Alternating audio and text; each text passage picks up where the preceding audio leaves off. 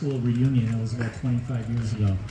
So Haugie talked us, a few of us, into giving tours of the school at that time, and I kind of jumped at it. It was kind of fun because the school was still going on, and it was really fun. We'd start out at the office where you get your lunch tickets, and then I remember getting tickets for all the basketball tournaments there, and then we go down past the science area where Mr. Olson and Mr. Hoverston taught, and then we go to the old gym and look in there, and I remember that's where I first saw my first basketball game. Saw Freddie Barsness and Bugger Arneson and countless class plays and pep fests and choir concerts and band concerts, and even one time when some people whose name will remain nameless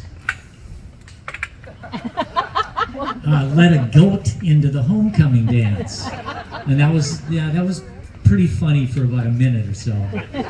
And then we went down to the new gym, and like Jeannie was saying, there's something special about that gym. It had to be one of the best gyms, not only in the state of Minnesota, but probably in southern Minnesota.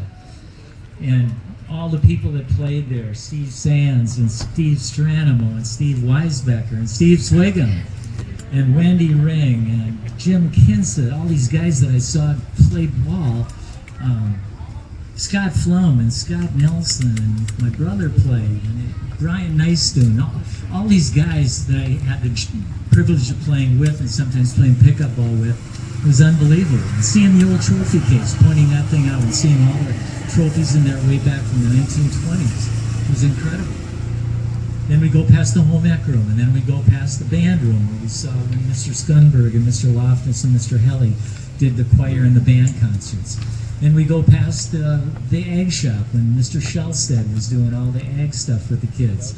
And then we go down to the industrial tech where Mr. Pika and Mr. Buckingham would teach us how to make little pump handle lamps and stuff like that. You might remember that, and the little ox cart planters and stuff. I remember one time Duke Lehman thought it was pretty fun to shut the lights off, but turn all the machines on. So when Mr. Buckingham came into the shop, he flipped the light on. It was like the Midway at the state fair. I mean, there were belt sanders flying all over the places, and all kinds of machines were on. And again, that was fun for about a minute, and then he found out who did it, and then there was big problems. And then going to the cafeteria where we'll sample some of the food today. They had the best food. They had the turkey gravy and the hamburger gravy, and you didn't even have to eat the stuff. You just kind of rub it on your body. It was so good. And going up to see Mr. Eschlein's room and Mr. Bundy's room, who in 7th grade, he introduced himself. Hey, I'm Mr. Bundy. Everything you've heard about me is true.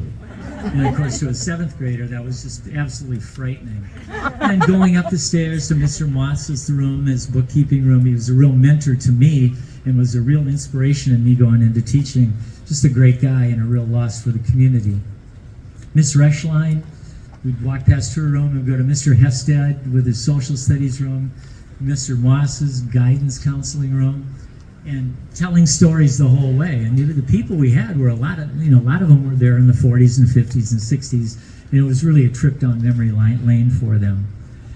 So when the school, I didn't notice when it fell into really disrepair. I wouldn't come back to Kenyon very much, maybe for the smelt feed and maybe to visit my mom in the Sunset home, but I always drive by here. And the school looked the same.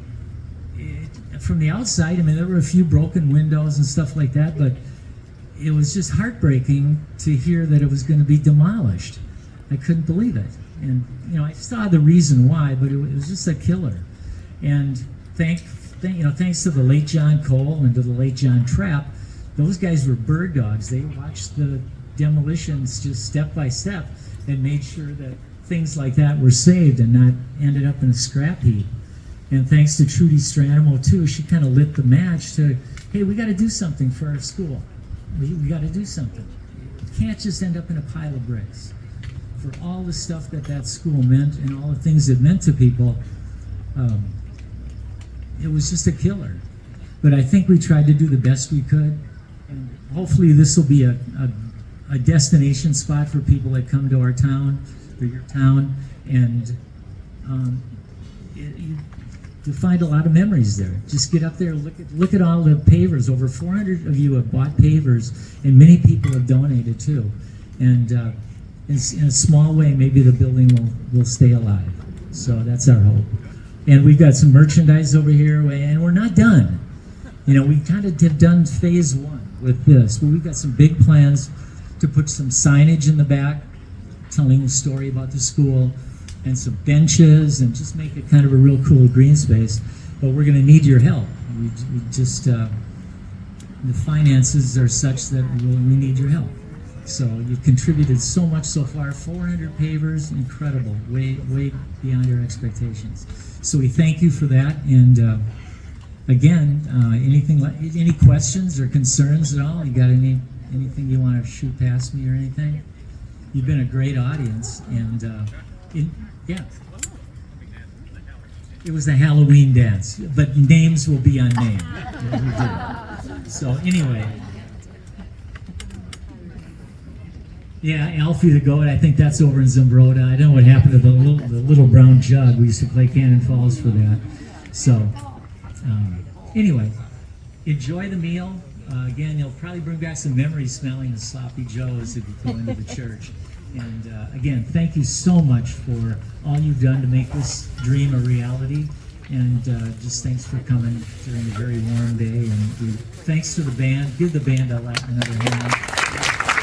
You guys are great. Playing the old fight song. That was pretty cool. That was very cool. All right, thanks everybody. Mary Fenseth right there. It is hot over there.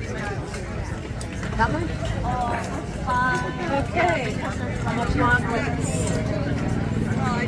That's it. It's over.